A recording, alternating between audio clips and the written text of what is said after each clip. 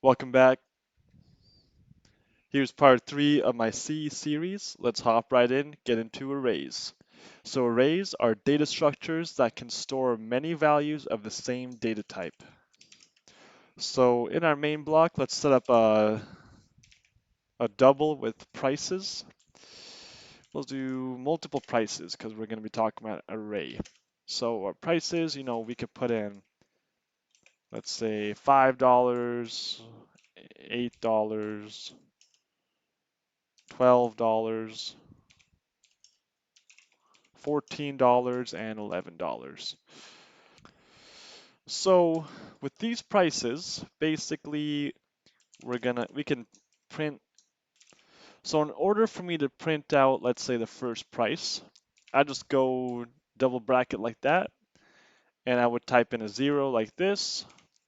And if I run this code and I type printf right, let's see, do I got any other errors? All right, so it's printing out 5.0 with a lot of zeros after it. So if we want to get a dollar sign in there to make it look like a real price, then we just put a dollar sign dot 2LF. And then here's the prices. So if I hit run again, then here I got $5. So this is the 0 slot. So this is the first one. If I want to type in the second price, then I put in 1, which is the second one right here. So if I hit play, I'm going to get $8. And now there's another way to do arrays.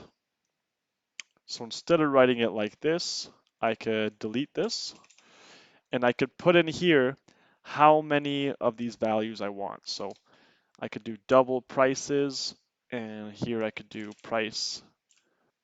Let's say I want to do price 0 equals $5, and then prices, let's say the second price I want to put in there is $8. So I don't have to put in 5. I could just do 2, or I could just do none. But either way, if this is just a placeholder that I'm going to have up to 5 prices, or less, and I can always assign these later. I could do it statically or dynamically through events. But there's also another way to do prices.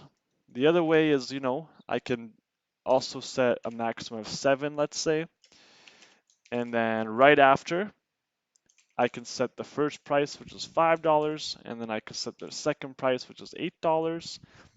And then later on in the code, I can set the fourth one, which could be like $143. So that's a big price compared to the other ones. So now if I go on to do prices 4, then that should print out that dollar amount. So now I've got 0, 1, and 4, but I don't have anything filled out for 2, 3, 5, or 6. So, I could always do those later. But those are the 3 different ways that you can type out these arrays. So now you can also print arrays within loops.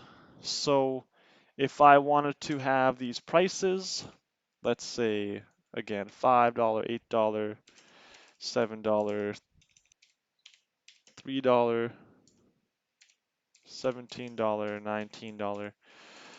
So for we can create a for loop here. So for I equals 0, we're gonna do I greater than 5. So so if we're on the 0th spot and we're less than the 5th spot, 0, 1, 2, 3, 4, 5, if we're less than this one. So if we're in this range, we're just gonna add one number to the slot that we're currently in, and that way we could print out the whole thing, right, in order. So the way you just do that is for each time it sees that it's less than 5, we start at 0, so we start here, and as long as it's less than 5, which is the amount of numbers we got in here, if you include a 0 slot, so I mean 6, but that's just how it works. So we just do a printf, and we're going to add in that dollar sign, LF for the float, and we're gonna do line indentation. We'll do prices, I.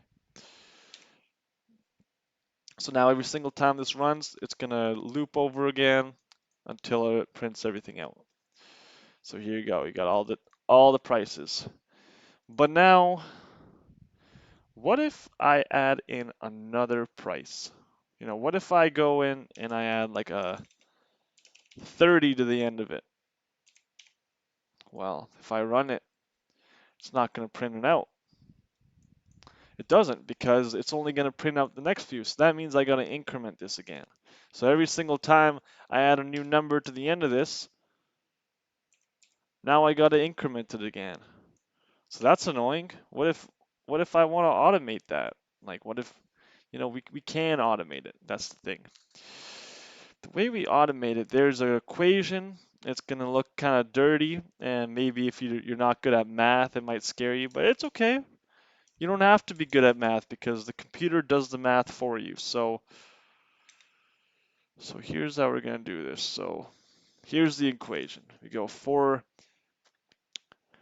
int I equals 0.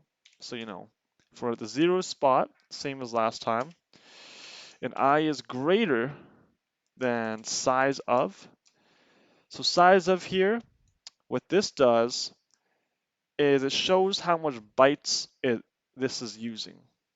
So size of, what are the bytes we're looking for? We're looking for the bytes of our prices array. So we're going to do size of prices / which means divide. So we're dividing the byte size of prices of our array by the size of the prices of the first index of that array. And then every time it does that, we're going to add one number to this. So this is going to keep incrementing until we hit the end, and there's no more left for this to divide. So it's going to keep dividing until it's got nothing left to divide, and it knows we're up to the top. So now, if we go ahead and run this, now as you can see, it's running everything from 5 all the way to 74. So now that we know about what an array is and how to use an array in a for loop, let's go in and talk about two-dimensional arrays or 2D arrays like that. So a 2D array is an array where each element is in an entire array. So it's useful if you need a matrix or a grid or a table of data, something two-dimensional like that. So let's get into it. It's all that talk, so let's just do it. So we got int numbers. So let's just do 2 zeros for now. Like we got 0 and 0. So what do these numbers mean? There's two numbers, right? It's two-dimensional. It's not one-dimensional anymore. Now we got 2 dimensions to this array. Now the first number means this is the amount of arrays that we're going to have within our array. So we can have 2 arrays within one array identifier. All right. The second number is going to be the maximum amount of values within each array. So, before we could give it, like our last example, we put in a 5, which means we can only have 5 numbers in our array. Well, actually 6 if you count the 0. So this means we can only have 6 numbers in an array. That's the maximum. But if we have it like this means we can have 5 arrays, but we can only have 1 value within the array. But let's keep it simple. All right, let's do 2 and 3. So this means I'm gonna do a double whammy here. All right. So we got 1, 2, and 3. And then outside here, we're gonna do 4, 5, and 6. So this looks crazy, right? But all right. So here's one chunk. Like here's here's your curly braces, all right? Here's the braces. Here's a second set of braces. So there's two sets of braces, right? These braces are the arrays. So if there's two sets of braces, that means we got two arrays in here, right? And we've got three numbers in each array. So 2 means we got two of these. 3 means we got three of them inside of these two. So this is referencing to each of these. So this is kind of like 3 to the power of 2 or whatever. It's kind of like an exponent almost, but in a different way. It's not really like an exponent. But anyways, so what are we doing with this? So we can use this numbers variable to assign to it. So, so if we're doing numbers 0 and 0, then we got a 1 here. If we got numbers 0 and 1, that's a 2. Got numbers 0, 2, that's the 3. We got numbers 1, 0, that's the fourth slot. We got numbers 1, 1, that's the fifth slot. We got numbers 1, 2, that's the sixth slot. So we could test this out with a nested loop. So if we go, let's put in a nested loop. Remember those from the last video? So we got int I equals 0, which is the placeholder of our array. So, if we're on the 0th spot, which is 0 and 0, all right? So that means we're on the first array and we're on the first number. So for right here, 0, 0, then and as long as we're greater than or equal to 2, we're going to add 1. Then we're going to nest a loop inside of it. So we're going to do for int j equals 0. And now we're talking about this second column right here. So if j equals 0, then we're going to go through that column. And we're going to increment this now. So I is focusing on this outer column, and j is focusing on the inner column. And for each 0, you got 3 of these. And then for when you get to 1, you get 3 more. So that's how that works. So this is gonna, that's why we got a 3 here and a 2 there, because we only got 2 here, right? We got 3 here. So that's where we got those numbers from. And then here we do print f numbers. We're gonna do the I and the j. So we're just gonna print out these numbers. And after each iteration of this, we're gonna print, we'll just give it a new line. I'm missing my punctuation up there. So as you can see, when I run this, I get 1, 2, 3, 4, 5, 6, just like that. But we could take this a step further, clean it up a bit. So what happens if I want to do like 3, 3, like that? What happens then? So now I can add in another array. I could do 7, 8, 9 up here. And I can add in 3 more of these. So 2, 0, 2, 1, and 2, 2. We got 7, 8, 9.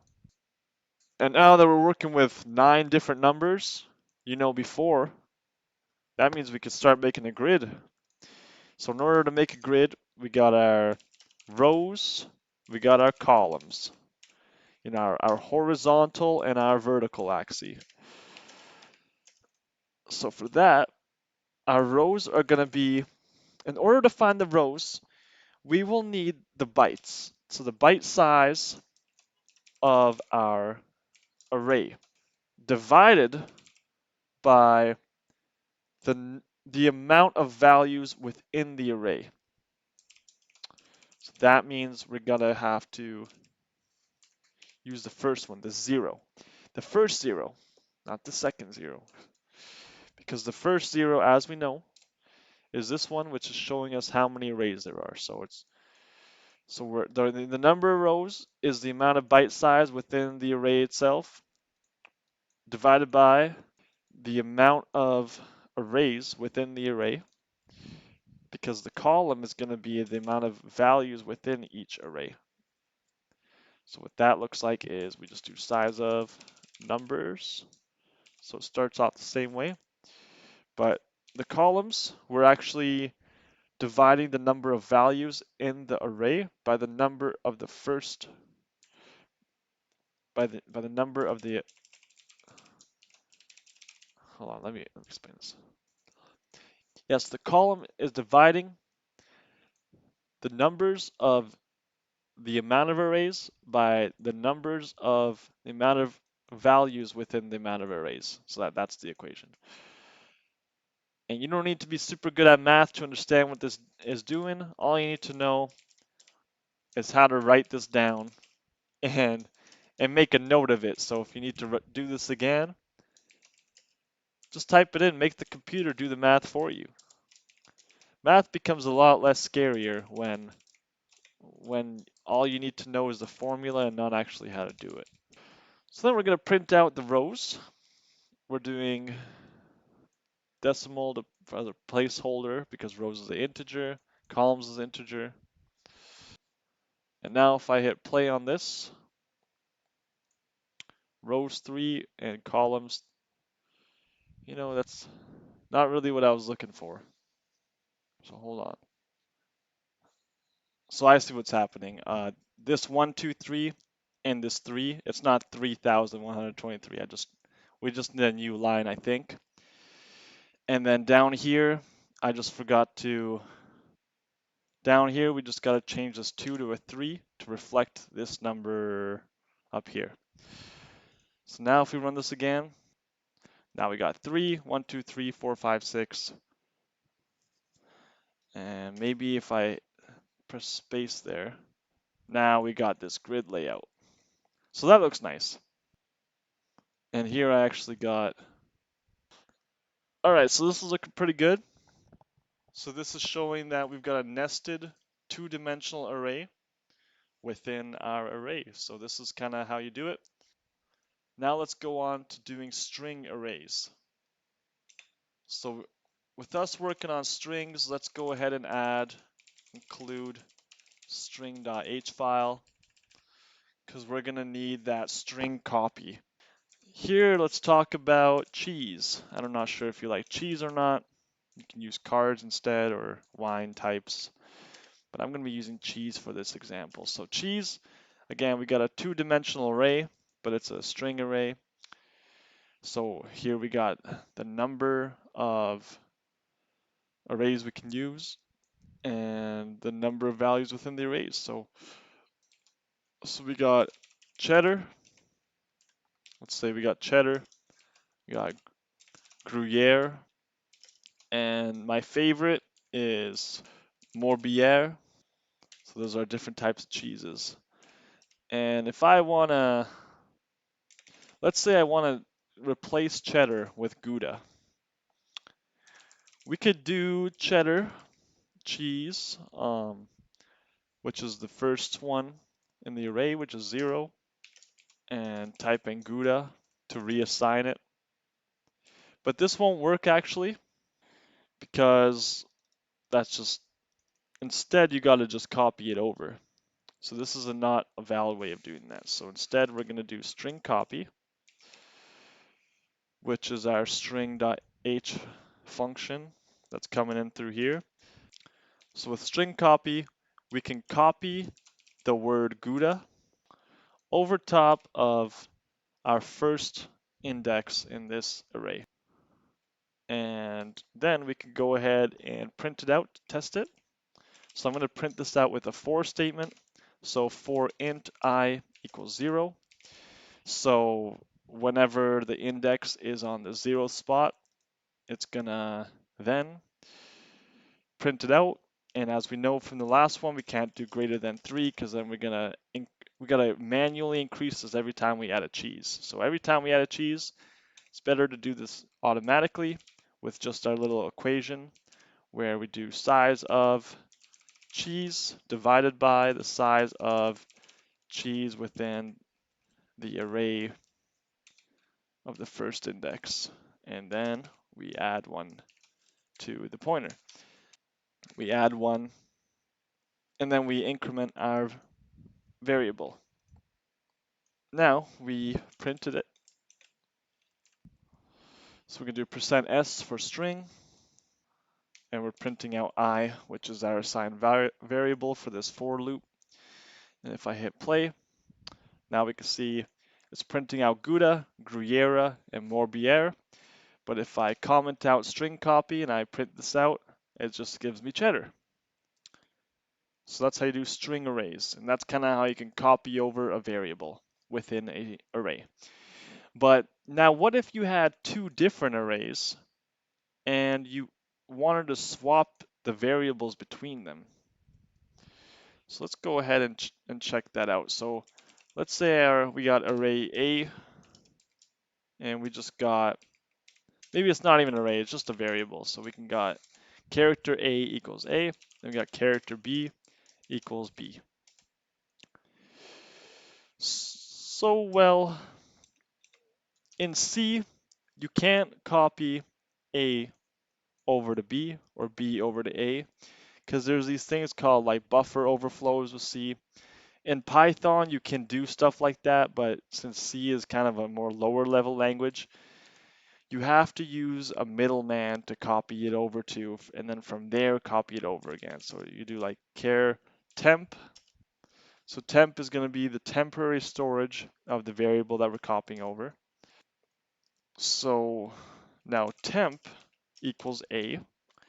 So now we're saying that temp is this, all right? And now A equals B. So now we're saying that A now equals B. And we're saying that B equals temp. So we're kind of doing like, we're passing the values over to temp and then over to the other. So we just passed A over to temp, and now we're passing it over to B, and then we're passing B over to temp. And now if we hit print F, A equals C for character, and if I hit play on this, now it says A equals B and B equals A. So that's how you switch it with characters. Now, how would we do it with strings? What if you were at a restaurant and you had to switch over your Merlot for a Chablis and you had to do it with C programming? Well, now all you do is you just swap this out. So you put the brackets in, signifying that you're going to be using an array of characters, which means a string. So now we got Merlot, we're switching it over for Chablis. And now, as you knew before, we can't just do this. We have to use our string copy. So string copy temp A. So this is kind of the same as like what we were doing before. It's kind of like that same thing, but this is the way that string copy reads it. And by the way, we got to add a number here. So now that we're dealing with strings and not characters, we got to add a number, which is the maximum amount of letters or characters that it's going to accept. So we got string copy A copying over to B, and then B is going to be copying over to temp. And then here we've got to change our S to a C because we're dealing with strings now, not characters. So if I were to hit play now, I think I gotta do double quotes here. All right, so I just had to do double quotes. But yeah, so now our A is a Chablis and our B is a Merlot. So that's how you swap around strings. Now, how do we sort arrays? For sorting arrays, we don't need the string header file. And we can use what's called a void here. So void sort. And I'm using void because it means we're not returning anything with this function here. So our integer is an array. And we're going to have another integer called size. And we're going to do a for. We'll do a couple nested loops in here. So for int I equals 0. So for the first number of this array, and I mean, hold on. Before we go further, let's first figure out what we're actually sorting. So we'll do int array, do 4, 5, 2, 3, 1.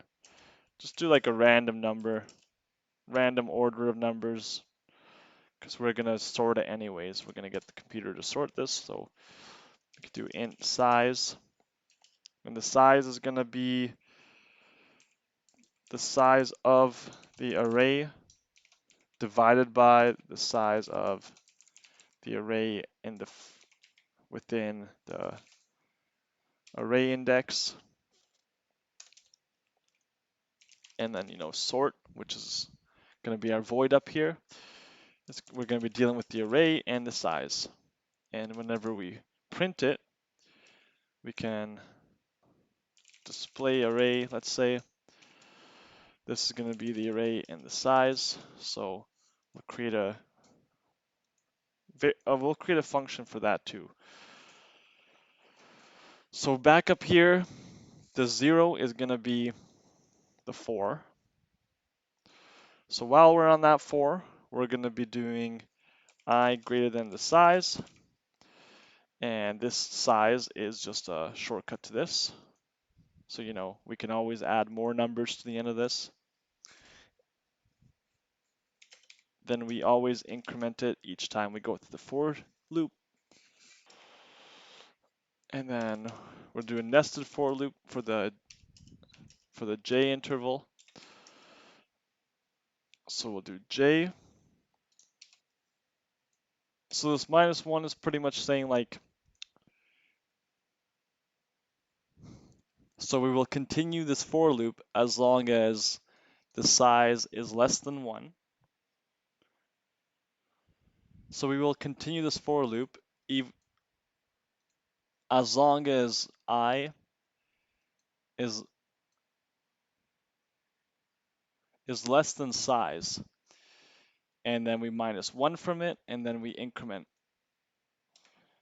And then within the inner for loop, we'll do an if statement. So if the j of the array is greater than the array of j plus 1, so basically this is like if it's greater than the number to the right, then we're gonna move it, or if it's greater than the one on the left, we move it left, kind of. So then here we do int temp equals array j equals array j plus 1. So we've got if the array of j, which is the inner loop, is greater than the array of j plus 1, which is the one to the right of it. If it's great, like if this number is greater than this one, then the integer is going to go to temp, and we're going to add 1 to the index value of it. So we're going to move it over. And now we're going to do another void function here for our display array, which is going to be the int of the array and the int size. For int I equals 0, which is the first index, I greater than size will increment by 1. We will printf array I. So if you run this, or wait, we got an error here. I just recreated it. So let's go through this again. So we got void sort, we got the integer array, then the size, then we got our outer for loop, which points to the first placeholder index of our array, and as long as it's greater than or equal to the size of the array, which as we know it is this equation down here. Then we minus it one by one. Then we increment it. Then for our inner loop, we're doing j, same thing as above. And for our if statement, we're just saying if one of these is greater than the one to the right or to the left, then it's going to move it over one. Then we go to void display array.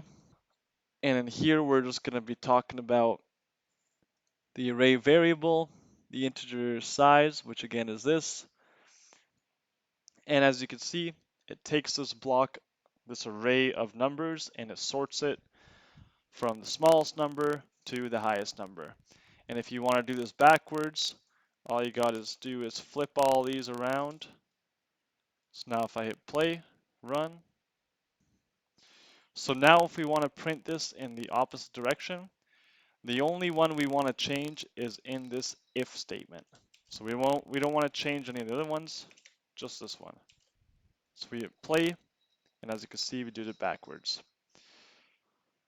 Now we could do the same thing with characters too, instead of numbers. So if you want to do that, you just do character array, then you do B, C, D, E, F, A, B, R. So the only ones we're going to be changing is the character here, then we'll do the character here. Now if we run this, we might have to change this to C as well. I changed the wrong word. All right. Now you can see it's listing the alphabet backwards. So in order to change that, you just flip this around, and now we're listing it the right way. So now let's take a little break from arrays. We'll get back to it in a moment. We just got to talk about something called struct, which is short for structure. And we'll do some arrays with that too. But first we got to talk about what it is, and then we'll do it. So a struct is a struct is a collection of related members, it's called. As members are kind of a weird word for variables. And in a sense where, members could be something like, imagine you're playing a game, you got two players, and each player has a name and a score. And those things will be called members within the struct, which is the collection of members. So they can be of different data types. It can be listed under one name in a block of memory. It's very similar to what's called classes in other languages, but not methods, only numbers. So it can't be using strings. So classes in the sense where it just works with numbers, but you can use strings too, just not with classes or whatever. So struct, we got player. So if we're making a game, we got struct player. And then the members of our struct could be the name. So our name can have a maximum of 12 characters. And we got an integer, which is level. So in our main block, we could do struct player, player1. And then we could do copy paste this and do player2. So now we got two players. And we included the string.h for a reason, because now we're going to do string copy. So player1 name. So the name of our player1 is going to be, let's say, Theodore. And then player1 level equals 4. And we can make a second player here. So player2 Jasper. Jasper can be level 7. So our string here is going to be player1 name. And then we can add in a integer, which is going to be the player level. I got a typo in here somewhere. I was missing a semicolon there. So, all right, now if I run this, we get player1 name and the player1 level. But what about player2? That's because I forgot to put out the print statements. So do player 2 name, player 2 level.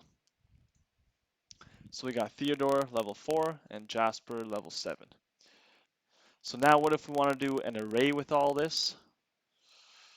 We'll leave this here. So character name 12, integer level, that's fine. So let's make an array struct. So player 1, his name is going to be Spider-Man. I don't like that space there. All right. So player 1 is going to be Spider-Man level 5. So player 2, he's going to be El Capistan. Let's say he's going to be level 4. We'll do player 3 and player 4. So it's going to be a 4-player game. We got Spider-Man, El Capistan, Totoro, could be level 7. And then we can have Rupert at level 2. So we got struct player, players. So we got player 1, player 2, player 3, player 4. So here's our array right here. So here's our array of players. And we could do a for loop for these players. So if I equals 0, if we're on the first player, then we're going to do this I is greater than size of players. See, this equation's kind of, this division equation, just looking a bit more familiar. But actually, that's not a capital P though. So that means if we add more players, you know, we don't have to mess around with this anymore. It's all automated. So, oh man, it's doing that little space thing again. So we got printf. So percentage, you know, if it's less than 10, we're going to print out the string, and slash tab to make it tabbed, kind of for display purposes. And then we got players I, here's the name of it. And then we could redo this for the level and do a new line. So now we should be going through, it should be looping through and displaying all the player names and the levels. And that is a crazy, crazy number. And that's because we're using a float. I'm using an integer. Let's do float real quick. That looks better. So 5.0, but maybe it's better if we just do D because it doesn't make any sense if a level has a dot in it. So let's just leave it as int. Spider-Man level 5, El Capistan 4, Totoro 7, Rupert 2. So that's how you array these structures. Now let's get into typedef. So type definition. Type definition is like a reserved keyword that gives an existing data type a nickname. So let's keep on doing this player thing. So we got character, got character player, and we could do 10 again.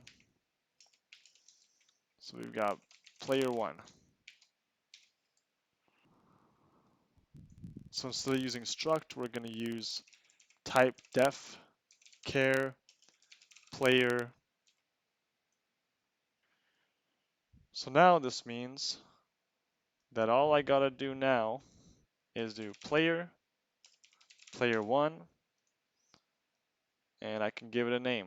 So my player 1 name is gonna be Spider-Man.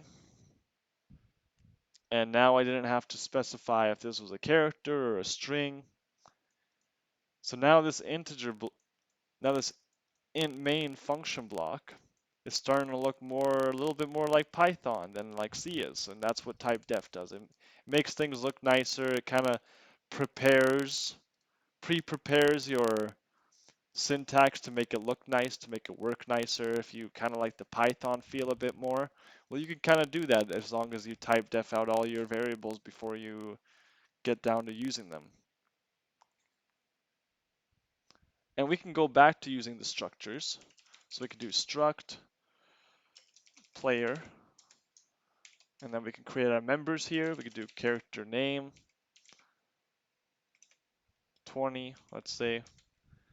And then character class, 12. We could do integer level. And then down here, you can do struct player, player1. And then we could do player1, his name is Spider-Man. He's a wizard. He's level 1. And we got struct player, player2. Let's say we got Jimbo. He's a gunsmith. And he's level 12. And then in order to make this a typedef, we just do typedef struct, and then we put the name of the struct down here before this little semicolon. And now we don't have to put struct in here. We can just do this. So here we can play around with this typedef by doing printing out player1 dot name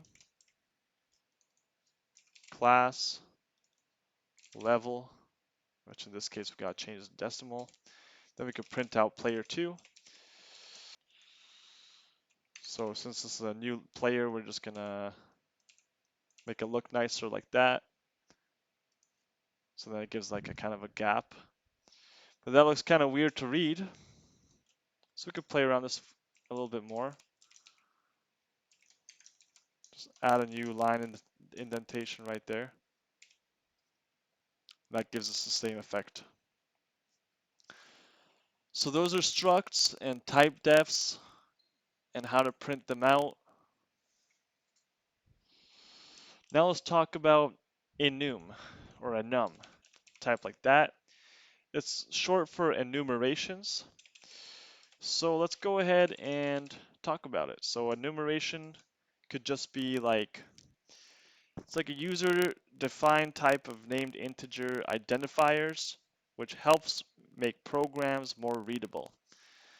So let's use the days of the week, for example. Like let's do Sunday, Monday, Tuesday, Wednesday, Thursday, Friday, Saturday. And if we go here, you can see that right here, enum, day, Sunday equals 0, right? So enumerators are not strings. It doesn't know what Sunday is. Instead, it's going to act as an integer.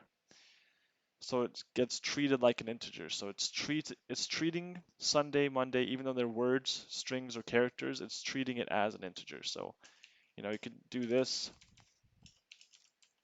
just to make it look more clear, because this is essentially what it's doing. Wait, hold on. Monday 1, Tuesday 2, 3, 4, 5, 6. Saturday equals 7, because 7 days of the week. And now I do enum day. Today equals Wednesday. So today it's Wednesday, July 19th, 2023. We're going to do print f. It's doing that space thing again. Print f. So if you run this, it says we are day 4. All right. So that's kind of weird. Day 4. We don't talk like that. Someone asks you on the street, like, "Oh, what day is it?" And you say, "Oh, it's day 4." Like, you know, it's like the 19th. What the hell does day 4 mean? Oh, it means it's Wednesday. Oh, all right. That's not what I would have thought for day 4, but whatever. So as you can see, that doesn't really make sense. So we're going to do an if loop here. So if today equals 1, or if today equals 7, and as you can see, 1 is Sunday, Saturday is 7, we're going to do printf,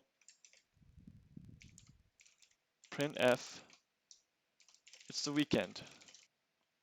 Else, otherwise, you know, if it's not one of those 2 days, that means it's not the weekend.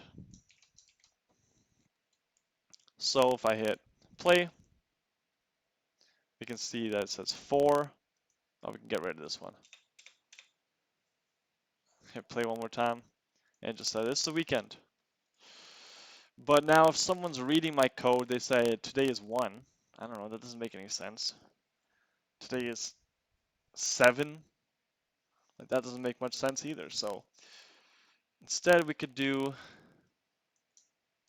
Sunday or Saturday. And now if someone reads my code and they run it, I mean we get the same response. So it's like it's more Enum is more for like developers or people who are working on the code, makes the code more readable, user friendly. Kind of more Pythonifies the code, makes it more nice to look at. That's why Python's popular. But we could still use C and make C look nice too. That's how you impress people. It's like, oh, C doesn't have to look so complicated. We can make it nice with stuff like Typedef or Enum. Stuff like this just makes the code look nicer, makes it easier to understand what's happening. Right, so that's Enum. Now let's get into bitwise operators.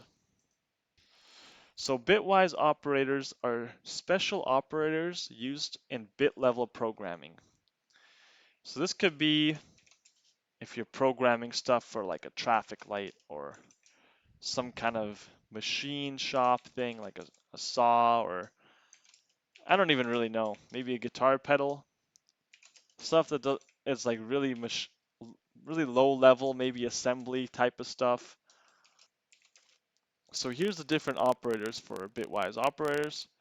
We've got and, or, exclusively or. We got left shift, right shift. Now, in order to play around with these, let's assign some integers. We got a, we got int b, and int c. So a is going to be 6, b is 12, and c is 0. So in binary, 6 equals 0, 0, 0, 0, 1, 1, 0. And now 12 equals 0, 0, 0, 1, 1, 0, 0. And 0 is the easiest one because it's all just 4s or 8 zeros. So let's go through these operators. So let's do C equals A and B. So this means it's going to check both A and B. If both A and B have a 0, it's going to leave the bottom one as a 0. If both A and B have different numbers, then it's not and, right? So it's just going to leave this. But here, the third column in, A and B both have ones. They're both and, like A and B both have the 1, right? So they match up. So because they both match up, it's going to give C a 1 on the same placeholder. So it's going to turn this a 0 into a 1. That's going to check the next one. 0, 1, well, not A and B both don't have a 1. And then here, A and B both don't have a 1. It's just a 0, so just going to leave the rest of them. So that's how this works. So it's going to assign C to match up with the two ones that they both have. So, if this was a different number, like this one, then they would turn this 0 into a 1, but it doesn't. So anyways, now if we do printf and equals, it's going to do this equation, and it's going to show that what this number is in binary. So C is a 4, so this number here is a 4. All right. So let's move on to the next operator, which is OR. So this is like if A or B has a bit in the column, then it assigns a 1 to C.